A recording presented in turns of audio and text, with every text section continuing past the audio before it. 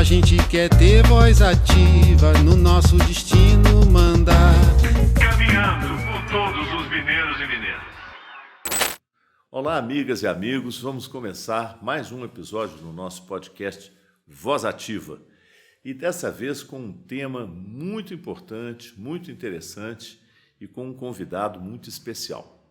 Nós vamos falar de cultura hoje.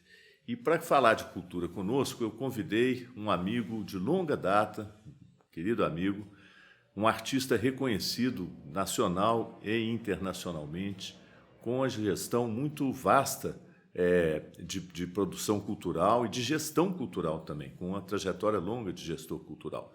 Eu estou falando de Antônio Grassi, que vai falar conosco aqui, lá de Lisboa. O Grassi, nesse momento, está morando em Lisboa, vai falar um pouquinho do que ele está fazendo lá também para nós. Grassi, como vocês sabem, além de ator reconhecido de teatro, de televisão, foi também presidente da Funarte, foi secretário estadual de Cultura no Rio de Janeiro e, nos últimos anos, antes de ir para Lisboa, ele foi o principal executivo do projeto Inhotim, que grande sucesso, enfim, o maior programa de arte contemporânea do Brasil, um dos maiores do mundo. Então, e o Grassi é meu colega, meu amigo, foi meu contemporâneo de colégio estadual, então nós temos uma história aí de amizade de muitos anos. Uma alegria muito grande, viu, Grassi, falar com você, ter você aqui conosco. Quero começar direto falando daquilo que mais nos angustia nesse momento, né?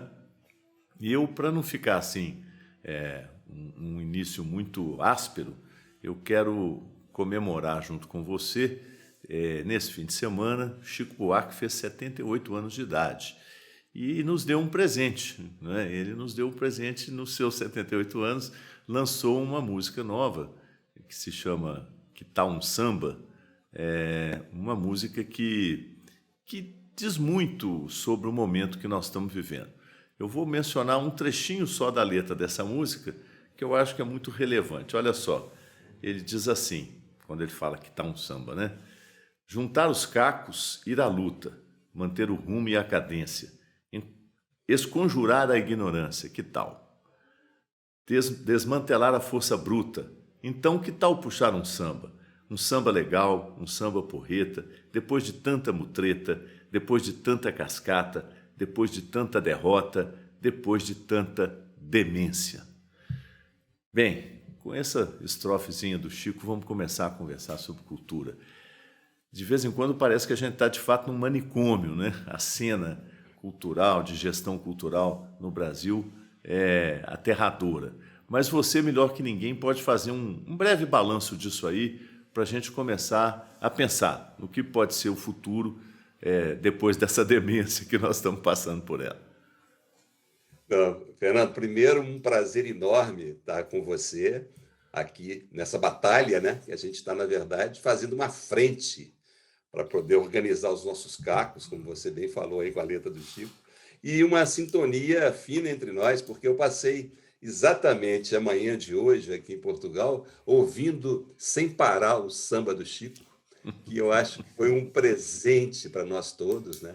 De pensar o país, não só de pensar no sentido que a gente tem feito mais, que é de constatar o quanto que a gente tem apanhado, mas também no sentido de tentar ver como é que a gente pode reerguer e reconstruir isso aí, que não será tarefa fácil, né? Uhum. E também dizer do enorme prazer que é falar com você, meu colega de Colégio Estadual Central, aí em Belo Horizonte, né? E a gente se acompanha aí nas nossas trajetórias. Claro que você efetivamente tem coisas muito importantes na sua história para nós todos. E aí é um prazer sempre estar com você e saudar a possibilidade de tê-lo de volta no cenário político, no sentido de efetivamente estar colocando a mão na massa ali no Congresso Nacional, né? Que eu acho que vai ser uma tarefa muito importante para nós. Mas no que você está dizendo, para mim, na verdade, Fernando, dizer que nós estamos apanhando na cultura é uma coisa assim, né? Porque já virou um pelourinho isso aí que a gente está vivendo já há muito tempo, né? Ele veio desde a campanha eleitoral, quando nós, artistas, gestores culturais, fomos eleitos como inimigos a serem exterminados, né? É verdade. E esse é o ponto-chave da questão. Então, quando você... Não é nem mais a extinção do Ministério da Cultura. Isso até, que já é grave, é até irrelevante diante do que veio depois disso, né? É quando você coloca no comando da Fundação Palmares, que é destinada a pensar as questões dos afrodescendentes, a população negra brasileira, esse conjunto de ações culturais que a Fundação Palmares representa, você coloca alguém que odeia preto, mesmo sendo um negro. É incrível então, isso, né? É incrível. É espantoso quando você coloca na presidência da Ancine alguém que odeia cinema. É verdade. Quando você coloca na presidência da Funarte, que eu tive a honra de presidir lá atrás, você coloca na presidência da Funarte alguém que faz um discurso nazista para eleger o seu trilho cultural. Enfim, é uma coisa absurda, né? Absurda, um absurdo. Como você disse, assim, ultrapassa a demência, né? Porque, na verdade, tem a questão do alvo mesmo, né? Esses são alvos a serem exterminados. Isso tudo que a gente tem visto, né, Fernando, no Brasil hoje. Eu falo da cultura porque é minha área de atuação, mas se você for olhar para o meio ambiente, para a saúde... Mesma coisa, é a mesma coisa. É terrível, né? É claramente uma política de destruição, não é isso, Graça? Exatamente. De destruição do tecido cultural, né? A tentativa de destruir as instituições públicas que nós criamos ao longo dos anos para defender e incentivar a atividade cultural, mas mais do que isso, é atingir a cultura em si mesma, né? Como você disse, os artistas, os produtores culturais, a população em geral foi escolhida como alvo dessa política. É uma política devastadora, né? Eu às vezes, assim, eu vou fazer uma menção aqui que você conhece bem, eu não sei se quem está nos ouvindo vai saber, me lembra muito aquele episódio célebre da Guerra Civil Espanhola, quando o reitor da Universidade de Salamanca, Miguel de Unamuno, que era um liberal, não era um homem de esquerda, mas também não era fascista, se defrontou com um general franquista, né, apoiador do Franco, Milan Astray, que gritou no final de um discurso lá, "Viva la muerte", né, viva a morte. E o Unamuno enfrentou dizendo, olha, isso que vocês estão festejando é a destruição da Espanha, é a destruição da cultura, a destruição da intelectualidade espanhola, né? Vocês podem vencer pela força bruta, mas jamais terão o direito e a razão do lado de vocês, né? Então, nós estamos vivendo uma coisa semelhante, né? Assim, é uma proclamação da morte como objetivo final, o desprezo que esse presidente aí, eu me recuso a falar o nome dele, tem pela vida humana, deixou isso claro na pandemia, né? Deixou isso claro agora na morte dos dois ambientalistas, o Bruno e o Dom Phillips, lá no Amazonas, deixou claríssimo assim, a forma como ele trata de maneira, eu diria, mais do que desprezando mesmo, a maneira vulgar como ele trata a morte das pessoas. Isso tudo está dentro do mesmo pacote, né? E a cultura, como você disse bem, virou o alvo preferencial, né? Eu queria lembrar e queria que você comentasse rapidamente o que eles estão fazendo com a Lei Rouanet, né? Que durante 30 anos, ou mais, não sei, foi o grande sustentáculo da cultura no Brasil, né? Vamos falar um pouquinho sobre esse decreto que eles fizeram, mudando a Lei Rouanet, mas vamos falar logo após um pequeno intervalo que nós vamos fazer agora. Retomando, então, depois desse breve intervalo, o Grassi vai comentar para nós aí essa desfiguração da Lei Rouanet, o que foi feito com os decretos aí desse atual presidente e a decorrência disso.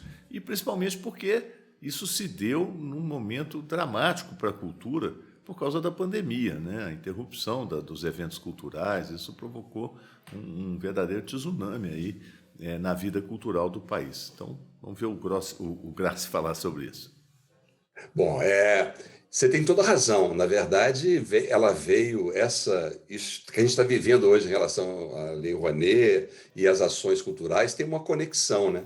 e até uma dificuldade em relação ao tempo e ao momento que a gente está vivendo, principalmente quando a gente vê que durante a pandemia, durante a quarentena, foi a atividade cultural, Fernando, que manteve as pessoas vivas, né? Exatamente. As pessoas trancadas em casa, tendo como forma de estar ali se alimentando, né? Estar respirando a cultura, né? As séries, o teatro até se reinventou virtualmente, a música, os livros, enfim, tudo isso que o universo cultural permitiu que as pessoas pudessem respirar, né?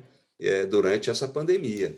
E isso acentua ainda mais esse o despertar para o que está acontecendo hoje, né? A questão da Lei Rouanet, ela veio, na verdade, lá de trás, já na campanha eleitoral, quando se escolheu como alvo a atividade cultural, como alvo, como inimigo a ser atingido. A Lei Rouanet ela já veio recheada de fake news, né? Que, na verdade, são coisas que se associavam à Lei Rouanet. A Lei Rouanet tira dinheiro dos hospitais, das escolas públicas. Isso não é verdade. A Lei Rouanet é um mecanismo que é composto pelo mecenato, onde você, depois de inscrito, depois de aprovado o seu projeto, você que eu digo, os proponentes culturais, né? Vão ao mecenato, aos possíveis patrocinadores, para conseguir apoio aos seus projetos via renúncia fiscal. A isenção fiscal, que é relativa à Lei Rouanet, ela não é exclusiva da área cultural.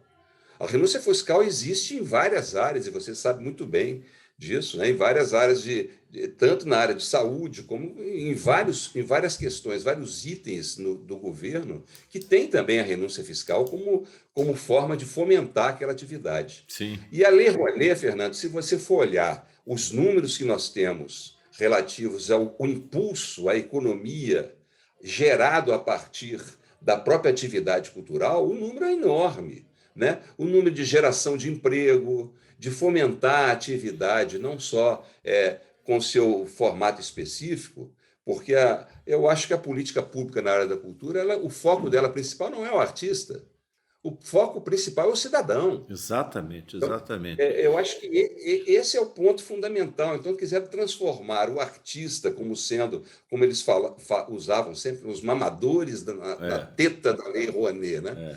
E isso virou uma arma que foi a primeira que lançaram mão para isso, e você vê que hoje o que a gente tem, a tentativa que a gente tentou fazer para a sobrevivência da atividade foi via Poder Legislativo. Né? A criação da Lei Aldir Blanc, que foi emergencial durante a quarentena, a lei Paulo agora Gustavo. A proposta da Lei Paulo Gustavo, e todas elas vetadas pelo atual governo, mas vetadas de uma maneira assim, olha, não queremos saber desse assunto. Graça, você disse bem, quando lá no início você disse o setor cultural foi escolhido como inimigo número 1 desse governo aí, né? E isso agora está mais do que demonstrado, né? Com essa regulamentação absurda da Lei Rouanet, que na prática impossibilita que os artistas tenham acesso ao mecenato, como você falou bem, e o veto às 2 leis emergenciais que foram propostas no parlamento justamente para socorrer a classe artística, não só a classe artística, todo o setor cultural, que é muito extenso, é muito vasto. Você sabe disso melhor do que eu até. Aliás, foi conversando com você que eu despertei para essa questão quando eu estava no governo do Estado, a chamada economia criativa, né? Que se estrutura a partir do setor cultural, em torno do setor cultural. São cadeias muito longas e você vai buscando a repercussão disso em vários setores da vida econômica. Isso é muito importante hoje. Tem países do mundo que já colocaram a economia criativa como o eixo principal do seu desenvolvimento econômico, porque ela é sustentável, ela traz todo o lado ambiental, da sustentabilidade, vem com ela, e ela é extremamente, eu diria, dinâmica, porque ela incorpora as novas tecnologias, né? Então, nós fizemos isso em Minas Gerais, quando eu estava no governo do Estado, você acompanhou bem, porque você era o executivo do projeto Inhotim. Nós fizemos, na época, o ICMS de patrimônio cultural, que foi uma experiência pioneira no Brasil inteiro. Quer dizer, nós criamos um mecanismo para usar uma parte do ICMS para justamente ajudar os municípios a conservar o patrimônio histórico, que em Minas é importantíssimo, né? Isso tem toda uma cadeia produtiva que é gerada a partir daí. Fizemos um programa importantíssimo, também é cultural, que é o programa do artesanato mineiro.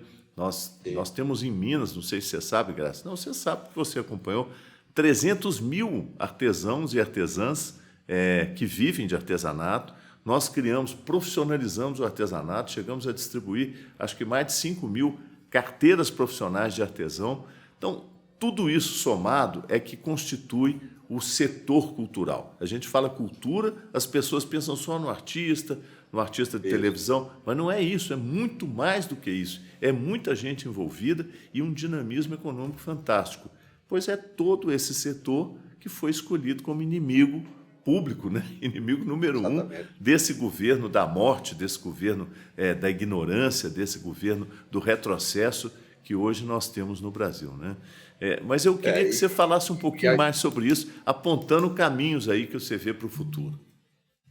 Na verdade, Fernando, assim, você disse muito bem, se a gente fizer, refletindo sobre essa questão da ação cultural, você deu o exemplo que eu tive a honra de ser diretor-presidente do Instituto Inhotim nos últimos 10 anos, né, que eu estive em Minas, e foi um projeto realmente que eu me orgulho muito de ter feito parte dele. O Inhotim é extraordinário. E, aliás, eu quero registrar que a primeira vez que o governo do estado de Minas Gerais efetivamente teve uma parceria com o Inhotim foi na sua gestão. É isso mesmo. Foi na sua gestão que nós inauguramos efetivamente uma parceria com o governo do estado, porque o Inhotim, às vezes, ele é uma vitrine fantástica, mas, efetivamente, a sua sobrevivência depende de ações concretas que foi no seu governo que a gente conseguiu empreender, mesmo concretamente. Então, eu quero, inclusive, deixar registrado isso e te agradecer por essa parceria. Mas o exemplo de Inhotim que eu estou citando, e você viu muito bem isso, é o maior case nessa história, porque de sucesso, né? Você vê o que o Inhotim proporciona para a região onde ele é inserido, em termos de posto de trabalho, em termos de geração de emprego. Exatamente. Toda vez que... E isso aí a gente está falando de economia, nós estamos falando de cultura nesse canal, né? Você sabe que nós fizemos um levantamento, Fernando, naquela época, em relação à atuação do Inhotim, e a gente viu dados extraordinários. Por exemplo, mesmo em áreas que, aparentemente, a área cultural não teria nenhuma ligação, o Inhotim prova que tem. Não só aumentar o número de leitos nas pousadas de Brumadinho, efetivamente a área de serviço, restaurantes, pousadas, tudo aquilo que tem por ali, mas, por exemplo, na área da engenharia, na área da construção civil, o Inhotim, com as suas 23 edificações, que ali tem 23 galerias construídas ao longo desses anos, né, desses 15 anos do Inhotim, se você for olhar aquilo ali, ele, na verdade, ele gera um emprego na área da construção civil para aquela região, que aparentemente a gente nem contabiliza como uma ação cultural, e foi feita através de um empreendimento cultural, né? Isso é que eu queria chamar a atenção, que eu tentei chamar a atenção, que você está me reforçando agora. Como que você estica a cadeia produtiva a partir do setor cultural, né? Você mencionou aí rapidamente de passagem, eu queria registrar também. Nós fizemos no nosso governo, no meu governo, no Estado, o programa Mais Gastronomia, foi um sucesso absoluto, trazendo para dentro da gestão pública aquilo que Minas tem de mais importante na sua identidade, que é a culinária mineira, que é a gastronomia mineira. A sua cultura, né? A sua cultura, isso também é cultura. Aliás, isso é cultura. Eu acho importante, sabe, Graça, a gente discutir isso, deixar isso muito transparente, muito claro, porque senão fica parecendo que é uma briga dos artistas com o atual governo. Não é. É uma briga muito maior. O governo, quando se volta contra a cultura, ele está se voltando contra a sua gente, contra o seu povo, contra a identidade nacional do Brasil. É isso que está acontecendo hoje no Brasil. Nós temos um governo que se volta contra o povo. É um governo antipopular. E como a linha de frente do nosso povo é justamente o setor cultural, são os artistas que nos representam, são os cantores, são os artistas de teatro, são os artistas do cinema, da televisão, né? E os artistas plásticos, aqueles que produzem arte na sua vida, na sua existência, eles são os primeiros alvejados. Na verdade, está se alvejando a identidade brasileira, é o povo brasileiro. Então, eu acho que nós estamos, de fato, num momento muito sério, muito dramático, e a sua pessoa, a sua trajetória, tudo que você contribuiu até hoje e continua contribuindo, eu acho que na política isso tem um sentido, sabe, Graça? Eu fico muito feliz de ver um artista como você, que assume uma posição política destemida, corajosa, como outros estão fazendo agora, né? Não é de graça que a esmagadora maioria dos artistas brasileiros está somado nessa frente amplíssima que nós estamos montando em torno da candidatura do presidente Lula para retomar o caminho que o Brasil jamais deveria ter se afastado dele, né? Eu fico feliz que a gente pode estar junto mais uma vez nessa mesma trincheira, viu, Graça? Eu também fico muito feliz com isso, e você tem toda a razão. A gente está falando aqui da área cultural, a gente está falando do conjunto da sociedade brasileira, né, Fernando? Isso. A cultura não na verdade, eles elegeram essa questão da cultura, olhando muito a cultura como aquela cereja do bolo, né? Não como o conteúdo que ela traz junto dela. E, para isso, né, às vezes até nos xingam de coisas que para nós é um grande elogio. Uhum. Isso é uma coisa, já é uma questão desse governo também. Xingam a gente até de comunista, e sendo que, na verdade, o princípio do comunismo, do comunitário, do pensar no outro, é um princípio que nos envaidece. É verdade. Que nós deveríamos estar sendo gratos, né, a esse tipo de referência, mas no caso desse governo não tem como. Eles olham como sendo alguma coisa a ser exterminada, né? É verdade. E aí, né, esse ponto que você está colocando, e eu digo assim, porque você tem muito mais experiência nesse aspecto da gestão, desse olhar, né, macro, você com sua experiência como ministro, como governador, enfim, com seu olhar mais amplo sobre essa questão, você vê muito bem de que uma coisa vai puxando a outra, né? Uhum. E o centro dessa ação é a atividade cultural. Chegou uma época, Fernando, que numa dessas discussões que a gente tinha sobre a elaboração de programa de cultura, mesmo o presidente Lula, né, que eu participei da elaboração do projeto de cultura lá em 2002, participei em outras campanhas anteriores que nós não vencíamos, mas éramos muito felizes. Então, a gente tinha sempre uma discussão, um debate sobre a questão desse olhar cultural, né?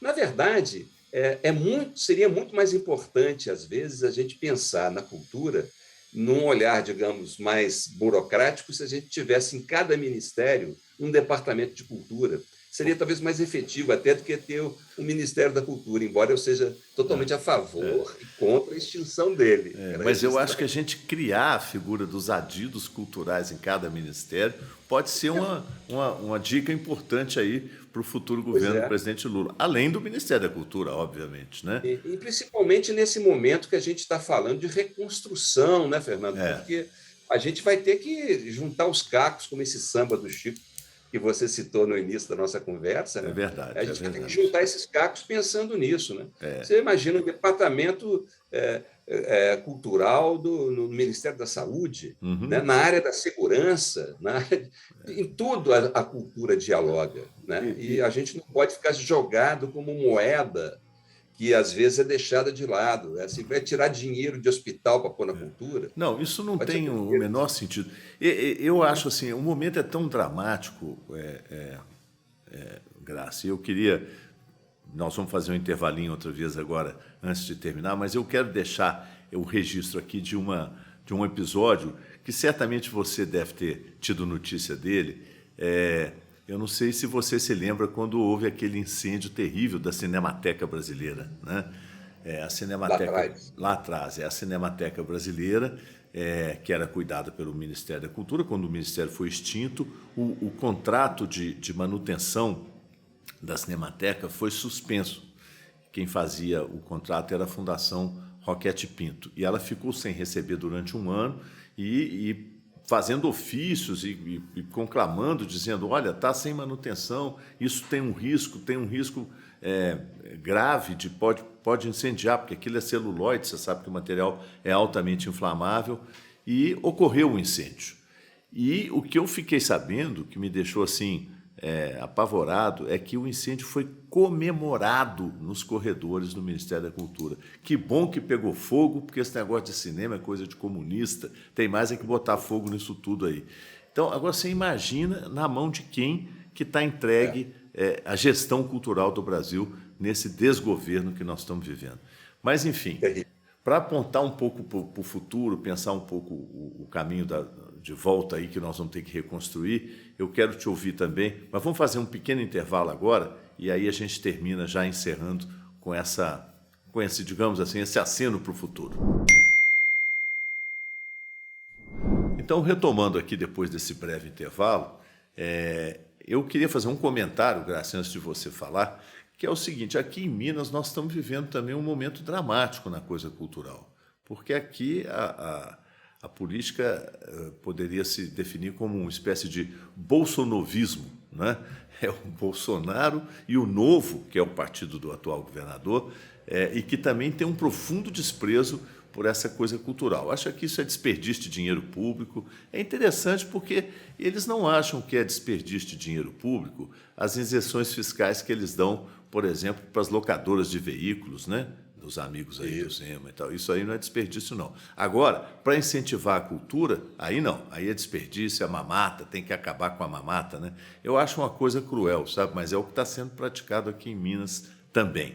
Nós, no meu governo, mesmo no pior momento das dificuldades financeiras, nós aumentamos o valor do Fundo Cultural, que era R$400 mil quando eu cheguei no governo, para 38 milhões no último ano de governo. Somando tudo, nós empenhamos em incentivo cultural mais de R$100 milhões ao longo dos 4 anos de governo, o que era uma proeza, porque você sabe das dificuldades financeiras que o Estado viveu naquele período. Mas eu continuo achando, exatamente, muito bem. Obrigado, querido, eu continuo achando que a grande batalha que nós estamos travando, e por isso eu quero deixar claro que uma pessoa como você é muito importante para nós, a grande batalha que nós estamos travando vai além dessa disputa de dinheiro público aqui, dinheiro público ali, não é isso. É a identidade brasileira que nesse momento está em risco com essa política destrutiva, agressiva, que alguns analistas classificam de necropolítica, né? Uma exaltação da morte, é uma coisa absurda o que se faz hoje no governo federal contra o setor cultural e contra, claro, as melhores tradições do povo brasileiro, né? Eu acho que a gente tem salvação aí, tem esperança pela frente. Mas antes de encerrar, e aí eu quero fazer uma pergunta para você, que eu costumo fazer para todos que conversam comigo aqui no nosso podcast, no Voz Ativa, né? Você é um gestor cultural com experiência amplamente reconhecida, além de produtor e de artista, e um cidadão brasileiro também com uma trajetória também parecida com a minha, de resistência democrática, de luta contra a ditadura.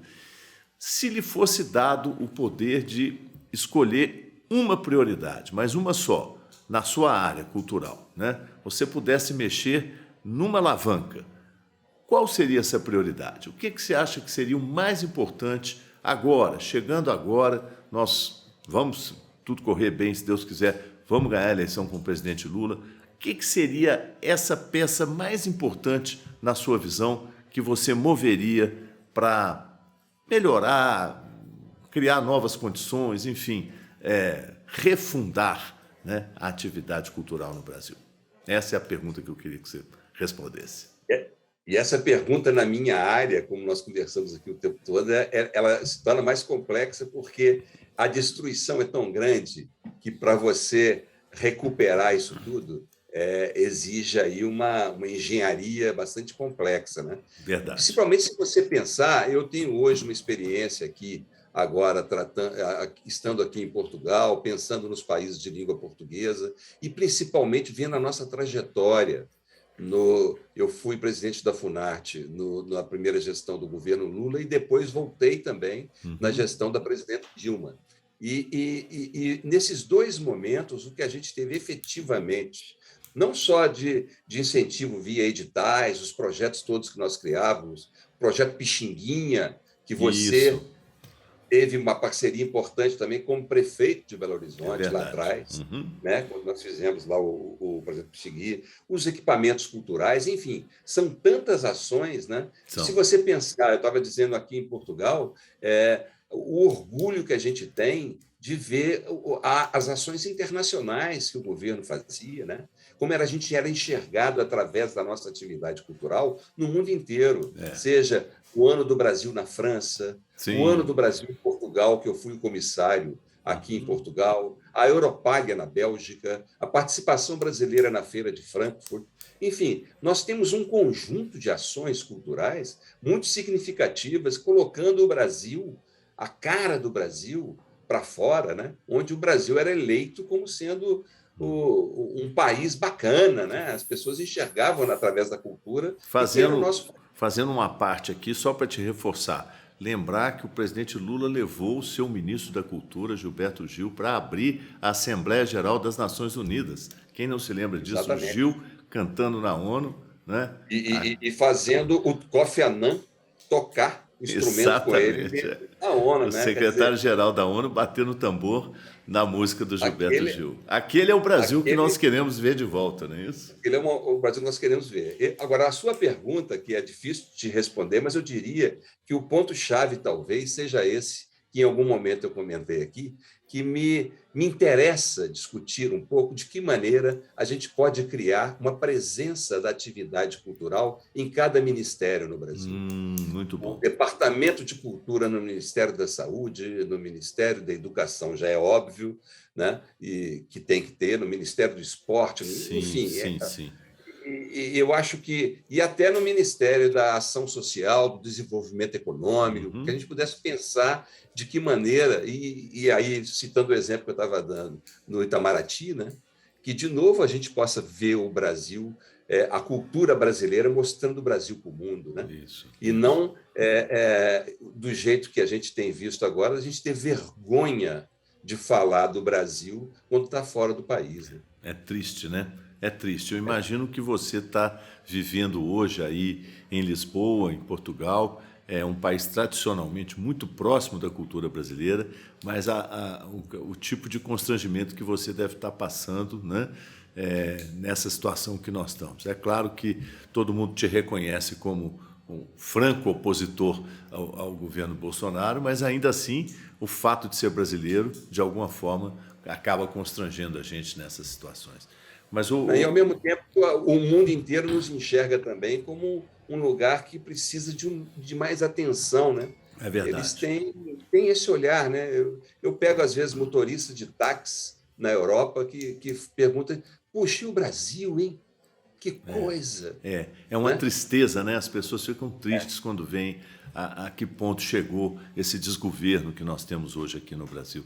Mas nós vamos superar isso, né, Graça? Nós vamos superar, e eu acho que no batalhão da frente, ali no pelotão de chegada, vai estar a turma da cultura, com alegria, né? com motivação, com essa energia que a cultura sempre trouxe para o povo brasileiro, tirou do povo e trouxe de volta, né? Porque a cultura é um pouco isso, né? É você sacar de dentro do povo brasileiro o que ele tem de melhor e devolver na forma de arte, né? Na forma de música, na forma de dança, de poesia, de arte plástica, seja o que for, é isso que a cultura faz. Então, nós vamos, com certeza, ter aí, na linha de frente da nossa batalha vitoriosa, o setor cultural. Eu queria te agradecer muito, viu, Graça, a sua participação, o brilho da sua inteligência para nós aqui, da sua trajetória, e dizer que ficamos muito felizes de ter você ao nosso lado na trincheira de luta democrática, mais uma vez, se Deus quiser, vitoriosa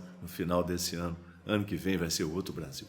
Grande abraço a você, viu, Graça? Muito obrigado pela... Grande abraço, Fernando, e quero mais uma vez registrar aqui o meu integral apoio à sua candidatura também. Eu acho que a sua presença aí em Brasília será fundamental para a gente. Tá bom. E a gente está junto. Tá bom. Obrigadão. E para os amigos e amigas que nos acompanharam, deixar também o nosso abraço carinhoso, dizendo que vamos estar de volta dentro em breve com outro Voz Ativa no nosso canal aqui do YouTube. Um abraço para todos e para todas. Olá, amigas e amigos, um recado para vocês. Além do YouTube, o Voz Ativa está também nas plataformas digitais Spotify e Deezer. Basta acionar pelo Voz Ativa. Você vai poder acessar também por essas plataformas digitais. Um abraço a todos.